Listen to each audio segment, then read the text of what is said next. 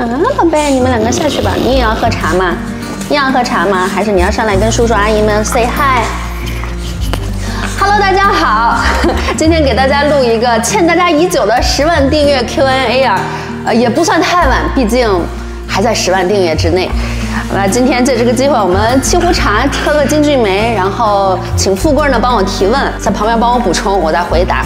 本来呢，我们是想说弄一个直播，把大家的问题都回答一遍。但是呢，有朋友提议说，还是要专门录一期视频，这个 Q&A 的视频，因为这样让新来的朋友能够快速精准的了解到我们。所以10万订阅 Q&A 这不就来了吗？富贵儿，请开始。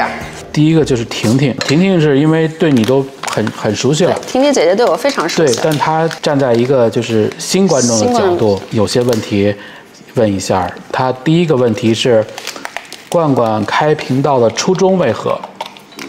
然后冠冠是哪里人？冠冠多大年纪？多大年纪？18。先等一下啊！你说什么？乘以2。乘以2，18乘以2还要再加1。你用哪个杯子？我都可以。给你用这个吧。可以。我用个大一点的。给你用这个吧。可以。回答一下，冠冠多大年龄？冠冠去年龙年是本命年。所以是18乘以2，今年再加1。冠冠是哪里人？冠冠是青岛人，然后富贵是北京人。再来说一下我们开频道的初衷，当时是疫情第2年的时候我们开的频道。我现在有2只狗狗嘛，其实当时有3只狗狗，有一只狗狗去世了，当时我就特别难过，然后就觉得狗狗的寿命太短了，我们就想着说可以带着他们看世界，所以我们就当下就买了一辆房车，我那个 Airstream， 我的所谓的易拉罐，然后呢就带着他们到处玩。后来就因为疫情嘛，就大家都不能坐飞机出去玩，都对房车旅行特别感兴趣，就有很多朋友就来问我说，哎，你这个房车后挂的问题，或者是在营地啊一些小的问题，那既然大家都感兴趣，那就不如我们开一个频道，就是可以分享一些我们在房车旅行当中的一些日常，还有遇到的一些问题。当时呢是希望可以给想要买房车或者对房车有兴趣的朋友提供一些有用的信息吧，这就是我们当时开频道的一个初衷，也没想太多，也没想说要有多少粉丝啊，或者又怎么着。要是这个频道能给大家提供一些一点点的信息，这就是有价值的。真真问，来台湾会想先在哪里落脚？会以感受生活为主，还是以富贵项目为中心？因为富贵没空，罐罐就有空出来走跳了。第一次我们去台湾的时候是一个很偶然的一个契机，然后我们也没想到我们会爱上台湾，所以呢，我们的台湾之旅都是以体验、感受、分享为主。当然，如果在这个基础上我们能把富贵的项目加进来，那是最好的。但目前为止呢，我们这个项目还是在推进当中，所以还是以我去吃好吃的、看好玩的、见可爱的朋友们为主。 KK 说他没什么问题问你的，等20万再来问你。好的，20万见。蓝然第一个问题是，请问罐罐的爸妈会看罐的 YouTube 影片吗？我的爸妈呢在青岛，他们不会看我的 YouTube 频道，但是我之前呢是有分享我的视频给他们看，所以 YouTube 频道他们不会看，但是我的视频我拍了什么，我吃了什么好吃的，他们都知道。请问罐罐有画眼线吗？画眼线我没有画眼线，因为我是一个非常懒的人，而且我的眼睛呢，因为皮肤比较干，所以要常年涂那种眼油，就很容易晕染，所以我就走了个捷径，就是纹的眼线，纹的半永久。现在已经好多年了，也不是半永久了，应该是永久，它应该会跟我一辈子。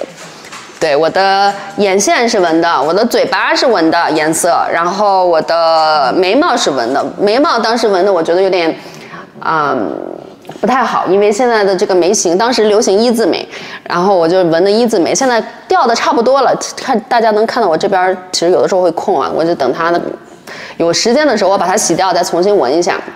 但是纹眉毛呢，我觉得这个事儿呢是一个挺好的事儿，就特别的提气儿，的确是省了很多化妆的步骤。但是呢，这个纹眉、纹唇、纹眼线一定不要追求当时的流行，要选择适合你的。这样才能长久。不要追当时的流行，因为这个流行总会过去的，这是我的经验。好，下一个问题。下一个问题是，养狗狗为何会选法斗而不是其他品种？有想过养猫咪吗？哦，这个问题问得好。养狗狗为什么养法斗？因为我觉得法斗特别可爱，我就是特别喜欢。我从小就非常喜欢小动物，各种小动物。我们家也养过猫啊，养过狗啊，养过鸡呀、小鸟，什么荷兰猪。从小我这么喜欢小动物，都是因为我爸爸妈妈从小给我养了很多很多的小动物，就觉得法斗抱着呢，就像一个小孩，又像个小猪，然后也不用费神。就感觉像一个上了弦的玩具，而且长得憨憨的，特别可爱。因为法斗小时候也特别可爱，只不过是越长越丑萌。小时候真的是特别特别的萌。我特别喜欢法斗。有想过养猫咪吗？之前呢，我们特别想领养一只猫咪，但是呢，蓝精灵好像对猫咪有点凶，所以就放弃了。因为我朋友带着他的猫咪来过我们家，然后蓝精灵就把它逼在我的办公室的书架上面，好几天不下来，然后蓝精灵就在底下这么盯着它。后来我就想，还是不要搞一只猫咪过来，给它压力大了，让蓝精灵 relax 吧。罐罐啥时会带青岛父母来台湾吃喝玩乐？我非常的想带我爸妈去台湾玩，然后呢，我爸也是特别期待去吃台湾的各种好吃的，台湾的海鲜，台湾的啤酒。每次他们看我的视频啊，我爸都说啊，台湾的啤酒啥味儿啊？要不然就是姜母鸭啥味儿啊？我吃什么他就说，哎，那个是不是特别好吃？就那种旁敲侧击，特别好奇的那种。以后有机会，我一定会带着我的爸妈来台湾玩的。下一个问题。罐罐跟富贵会吵架吗？吵最凶的一次是为啥？冷战了多久？谁先服软？谁先服软？服软这事儿肯定都是他先服软，我是肯定不会服软的。吵架我们很少吵架，偶尔拌个嘴呢，也都是我比较唠叨，这个我承认啊，都是我比较唠叨。但他因为很让着我，富贵这一点我还是很幸运的，就是他什么事儿都让着我。我有的时候爱唠叨啊或什么，他就听着，他也不说什么。我就记得一次我们俩吵架吵得特别凶。是因为工作，当时在北京，唯一一次吵那一次架是最凶的，但是也没有过夜。他吵完了，上午他就去公司了，然后到晚上回来就和好了。但是和好吧，这位同学他整天就是跟我说，哎呀，咱们谈谈吧，就是因为我们两个如果吵架都没过去的话，就要谈一谈，就不会让这个事儿就是过去，他就会召集一个家庭会议。就是我们两个把想法都说完，都说开，就这样。对，但是就算吵架，很少吵架，就算吵架也不会过夜。对，其实也没啥可吵的，说句实话，两口子在一起，无非就是柴米油盐酱醋茶这些事儿，其实没有必要生气。下一个问题是，罐罐用什么软体剪片子，剪得又快又好？嗨，这又快又好，这个我打个问号啊！但是我是用 Final Cut， 因为我习惯用 Final Cut 剪。我用完 Final Cut 以后呢，我再导出一版来，把这个整个一版呢输到剪映里边去调色，还有生成它有自动的字幕，然后我再去校对字幕，这样是比较方便的。对我来说是比较得心应手的一个方法。对。下一个问题是。游走这么多国家，有哪个国家是推荐的？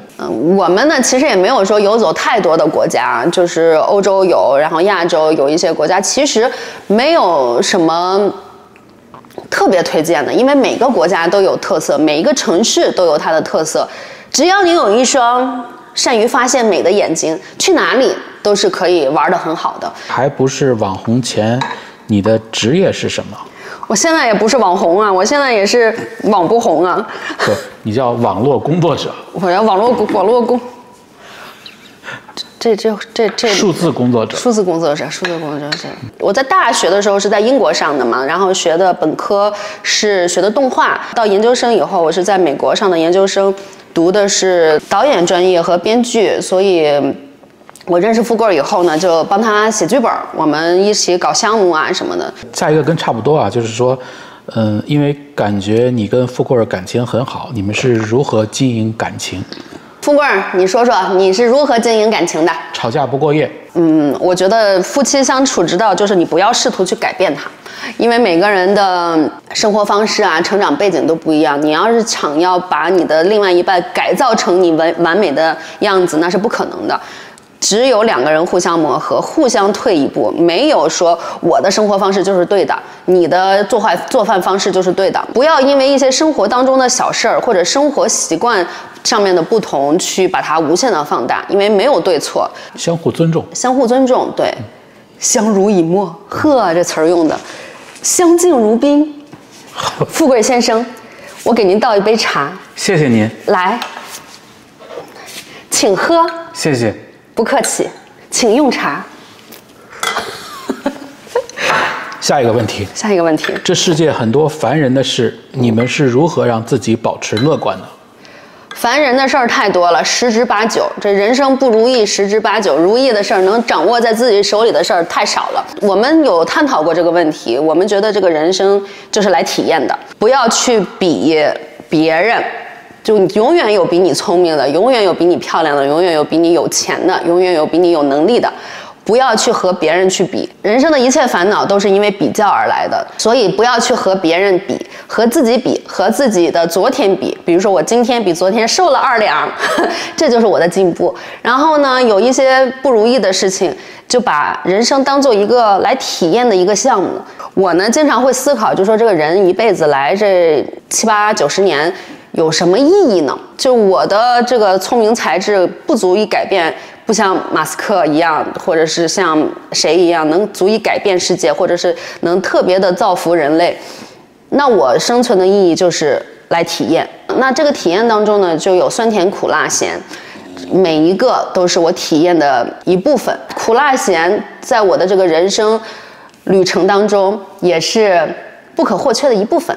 就如果说你跳脱以一个上帝视角来看你的这个人生，我觉得什么事儿都不叫事儿，没有永远在谷底的，没有永远在高潮的，总会有一些上上下下，所以把人生当作体验，就没有什么过不去的。壮壮跟蓝精灵平常谁会比较欺负另一只？必须是蓝精灵啊，很强势的一只小狗狗，永远在争宠，永远都在得第一，我要当第一，家里来人必须要先摸它，不能先摸壮壮。所以呢，我就非常的疼壮壮。你看壮壮永远都是在我这个腿边儿，我做饭啊或者是干嘛，它永远都是在我的脚边儿，因为我特别的宠壮壮。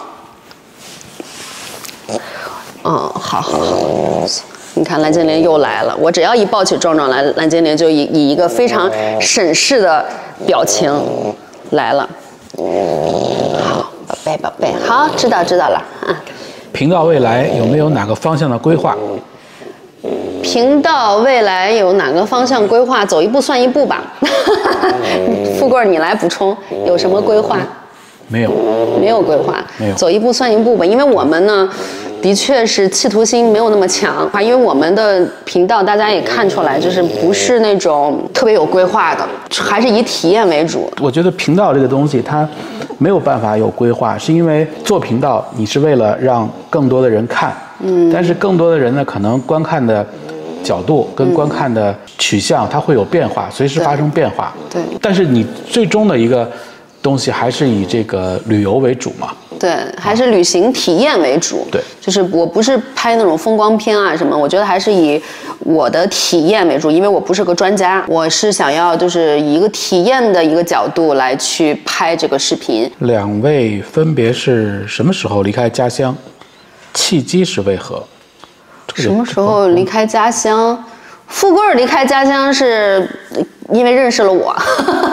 我离开家乡，我2006年我就去英国上学了嘛，到现在哇天哪，快20年了。有想过几岁才会选择到命定城市过往后余生呢？我们两个都不是一个特别稳定的人，我觉得就是在这个选择城市方面，我们好像经常会想要换一个城市生活，就是比如说这个地方住个5、6年，我们就想要换个地方，就住腻了。我觉得世界那么大，然后多走走啊，有喜欢的地方就多住段时间，不适合就看看风景，看看风土人情。因为我们两个其实对于家这个概念，就是我们俩在哪儿，家就在哪儿，并不是说就非得是我要定居在哪个城市，这个家我就走不开了，没有这种想法。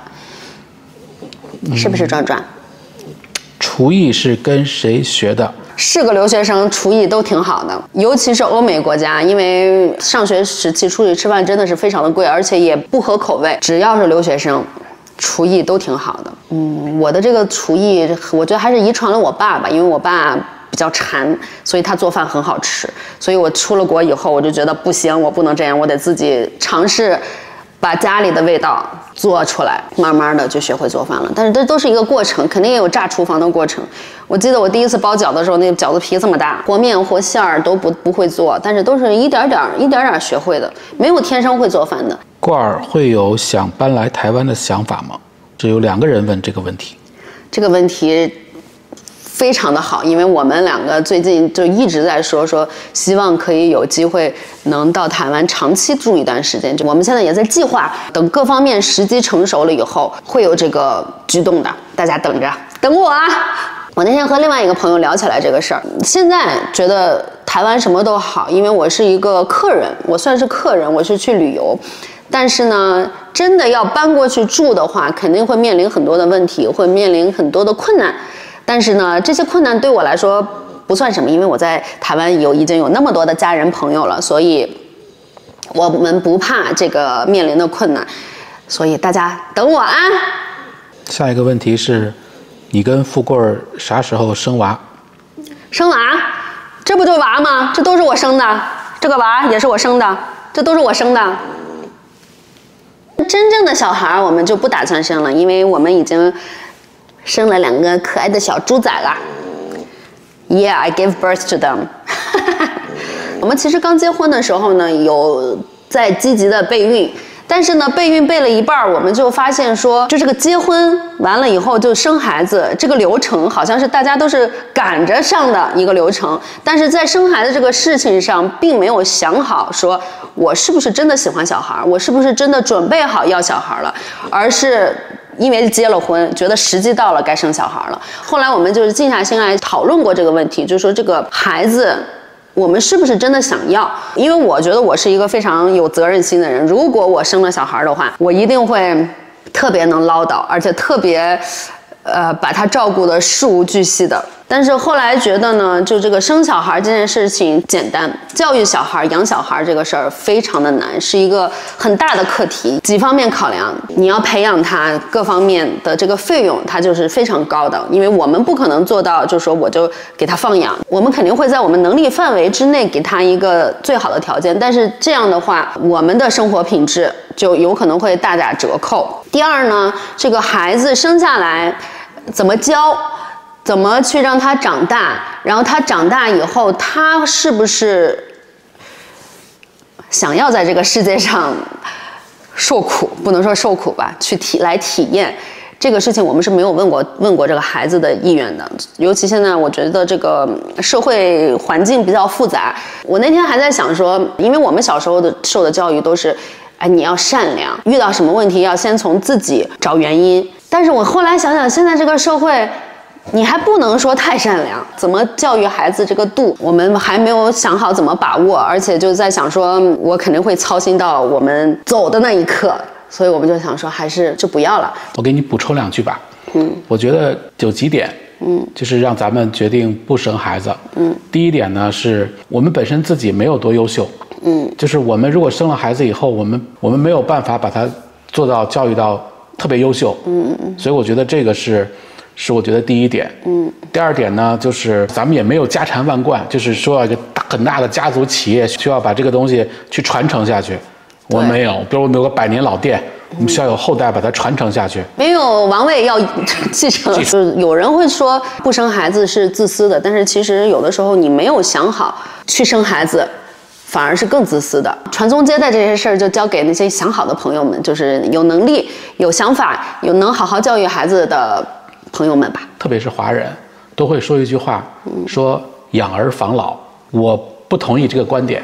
你像比如说我们岁数大了，我们可能身体都不好了，那我们生了一个孩子，我们教育他一辈子，然后我们的目的就是为了我们老了以后有人养我们吗？就是我是觉得到那个时候，你反而会给孩子增加很多负担。对，就是孩子本身在这个世界上生活已经很辛苦了，而且一代比一代辛苦。对，然后你还要等你老的时候，你反倒你要去给孩子增加这个负担。而且现在的社会养儿已经不防老了。有人就说，哎呀，你们将来没有孩子，你在家里摔倒了、摔死了都不知道。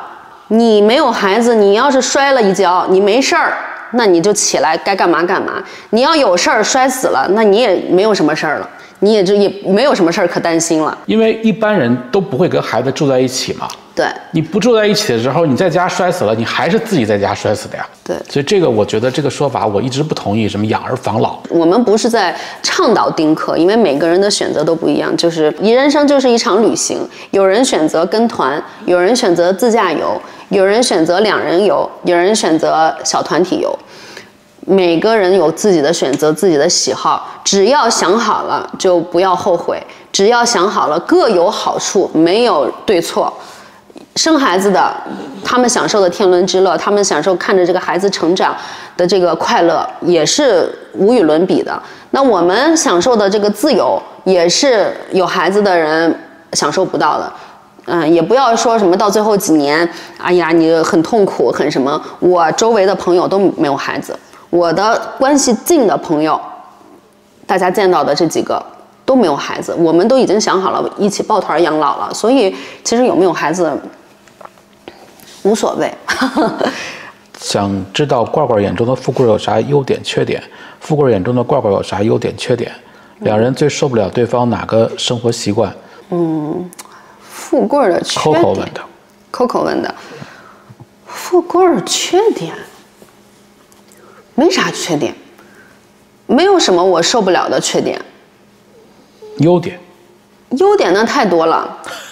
那优点爱干净，我觉得这就是一个非常大的优点。所以对于男生来说，我觉得爱干净是一个很大的优点，就是能给女生省去很多的心烦的事儿。他最大的优点还有一个就是执行力特别强，就因为我是一个有拖延症的人，他呢是有什么工作立马就做完，凡事都有两面，他这个性子急也是他的一个问题，但是呢他近些年我觉得已经缓和了不少，所以我觉得他没有什么缺点。对我来说，我觉得他就是我完美的选择。生活习惯没有什么有啥生活习惯？我觉得只要干净，就没有什么我受不了的生活习惯。像我们家狗屎，我就没捡过狗屎，然后碗也都是他放到洗碗机里，垃圾我没倒过，衣服我没洗过，都是他丢到就脏衣服篓子还没有几件衣服，他就丢到洗衣机里，就是换言之就是有点浪费。那垃圾袋吧，大垃圾桶底下没个边儿，他就非得去倒了，因为他觉得有味儿。凡事的两面性就是我的很多毛衣，他都给我洗成跨栏背心了，洗成 crop top 了，因为他洗的时候他不去看这个毛衣的这个怎么洗，什么羊绒啊、羊毛，他不在意这个，只管洗。像我妈说的，人家只要做，这就比不做强，要鼓励。对，下一个问题，你有什么？我有什么缺点？我有什么你不能忍受的缺点？真的爱一个人，你所有东西都是优点。下一个问题吧，下一个问题。牛奶问，请问罐罐平时在家除了开房车出门旅游或飞台1个月，其他时间在家如何打发时间的？我觉得没有打发时间这一说，我感觉每天都好忙啊。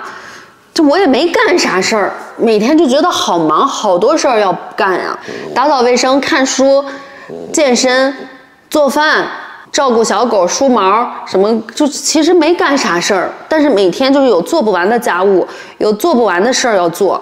但是其实你真的干了什么特别有意义的事儿没有？婚姻家庭就是不停的打扫家务，不停的打扫卫生，今天吸完地，明天还得吸，就这种。罐罐买过的伴手礼看起来都很诱人，想知道将来会考虑接业配或者代言吗？接不接业配不是我考虑不考虑的事儿，是这个业配来不来的事儿。来呀，业配朋友们，各个单位、各个品牌来找我。我买的伴手礼好，还都是因为大家推荐的，还是要感谢大家。就我要单独去一个地方，我对这个地方不了解的话，我也不知道它什么好，所以还是要感谢大家给我的推荐。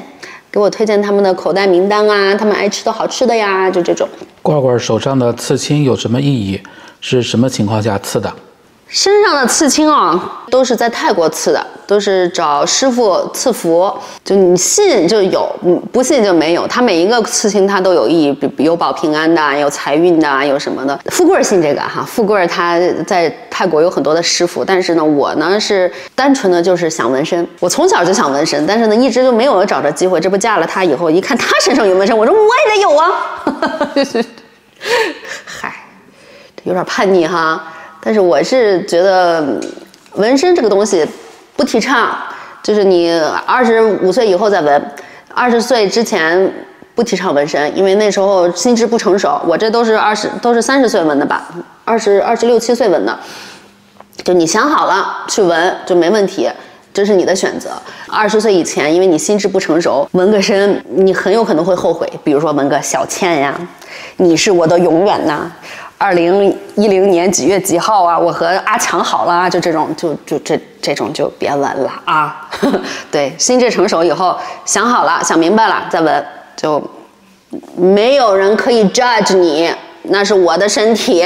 为什么会选择在 Vegas 作为目前的居住地？是因为气候，还是因为之前居住的地方让你们必须搬离？比如说不适应、不舒适的气候，或者是居住品质不理想之类的吗？我在洛杉矶，我从10年就住在洛杉矶，住了10年，就觉得挺没劲的。然后我们俩就想说换个地儿，但是呢，因为我的朋友都在洛杉矶，所以呢，就我又不能往太远的地方搬。维加斯其实离洛杉矶开车就5个小时，我要想见我的好朋友们啊，也可以见。而且洛杉矶呢，它太大了，堵车，你一天就能干一件事儿。来了 Vegas 以后，这个城市比较小，就会觉得一天能干很多事儿。你20分钟，你可以到很高端的地方，你也可以到那种就是很接地气的地方去逛街啊、吃东西。Vegas 的气候不是很好，洛杉矶的气候还不错，但是就是在洛杉矶待烦了，说不定未来我们再搬一个地方过个几年。请问一下，10万会有周边产品如 T 恤、杯子等庆祝见面会？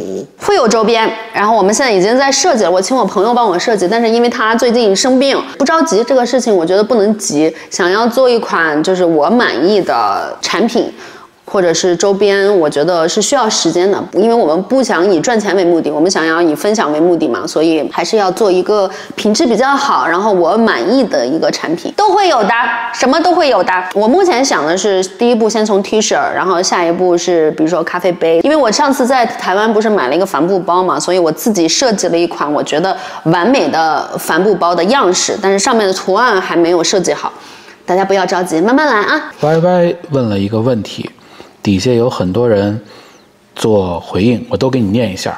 请问罐罐最不能忍受富贵的哪一种行为？底下有导弹说，根据昨天2人互动的观察，我猜罐罐最不能忍受富贵的是订阅超越了罐罐。嘿然后 YY 说这是不能接受、不能忍受了。导弹说有点深奥哦。大家已经把我们的矛盾点已经把握得非常非常好了。大家都知道你现在翅膀越来越硬了，说话已经越来越硬气了，已经看出来我的不爽了，我已经有危机感了。我抱着你的大腿，我现在也是大腿了吗？对，大腿。我也就是你的大腿。不，你这是给我面子，让我成为你的大腿。你未来会是很多人的大腿的。我未来会是很多人的大腿吗？那好呀，欢迎大家来找我，我会全力的，因为我觉得在很多事情上呢，是大家一起进步是比较好，大家一起发展是一个理想的状态，就不要总是去想什么谁抢了谁的流量啊，或者怎样。如果有朋友想让我帮忙啊，或者是怎样，我一定会全力的帮的，虽然也不一定能帮上忙，但是我一定不会说藏着掖着的。我觉得这个就是人的格局问题。我格局大吗？我觉得是这样的，就像别的行业咱们不知道啊，咱们就拿这个影视行业来说，你不可能说我张艺谋，我陈凯歌，我永远拍自己的东西。这个社会是这个是个群体，对，是个群体。你只有百花齐放，才能让这个群体越来越壮大。对，你说的太对了。而且我觉得没有人能永远走运，永远是在一个高端，每个人都会有低潮。就咱们不说大的影视业了，就说这个 YouTube， 你只有比如说 YouTube 的观众越来越大，那它的广告商就会越来越多。YouTube 赚钱 ，Google 就赚钱。Google 赚钱了，就会把 YouTube 做得更大。看过一个排名，好像现在Facebook 应该是排在这个 YouTube 之前的，YouTube 好像排在第2位、第3位。但你作为 YouTube 这平台的一个小从业者吧，因为你只有 YouTube， 比如说你真的很大很大，你将它超越 Facebook 了，当大收益有的时候，你的小收益自然会变成大收益。不要只看眼前利益，要把长远来看。长远看，就还是那句话，就 we are one， 我们都是一体的。就整个人类发展，你放大了看，就整个人类发展都是一体的。是看眼前的一些什么利益啊，一些权衡啊，其实是没有必要的。最后一个问题是 YY 问，请问富贵是如何从浩瀚的音乐库中挑选配乐？我觉得富贵这个挑选配乐的能力真的是很强，因为我对于音乐是一点感觉都没有。然后呢，我就觉得随便配个音乐就行了。我配的就是不行，我配的就是不好听，然后他找的音乐就是好听，就是合适，就是能把这个视频的这个情绪啊，或者是内容啊，给它 enhance， 给它更上一层楼，也是奇了怪了。你要自夸一下吗？经验。牛逼！我跟你说，姜还是老的辣，哥们儿吃的盐比我吃的饭多。不，这个音乐这事儿，其实我还是要再多提2句，因为我一直觉得音乐的选择是要给你的影片加分的。是的，而你不是为了加音乐而加音乐，乱加音乐就会变成噪音了。就是音乐一定是要在你的片子本身的这个需求的情况下，你才会有音乐，是给你的片子能加分，而不因为如果你选不好音乐，它会给你的片子减分的。另外还有一个就是，以前很多人说你做中文节目，说你选一个韩文歌曲，说大家听不懂这个韩文歌曲的歌词，那就认为这个歌曲你就应该选择唱中文的歌曲。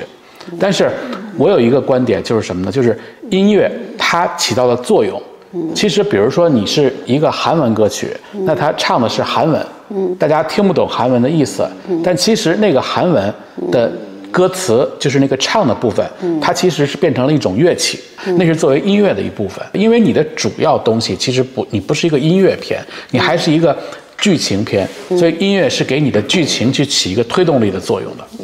很多人是为了加音乐而加音乐，包括现在很多的，比如说电视剧啊、什么影视作品啊，我觉得有很多人都是为了加音乐而加音乐，那就真的变成了一个噪音了。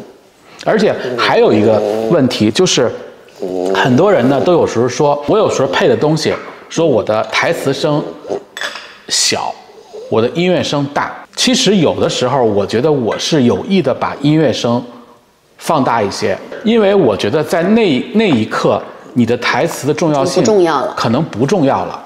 因为一般来说90%都是台词重要嘛，因为大家是在听你讲什么东西，音乐是做一个辅助东西。但有些东西如果情绪到的时候，你的台词可能不重要了，是要把音乐甚至会盖过台词，就变成了音乐是你的语言了，而台词变成了你的音乐了。你懂吗？我懂。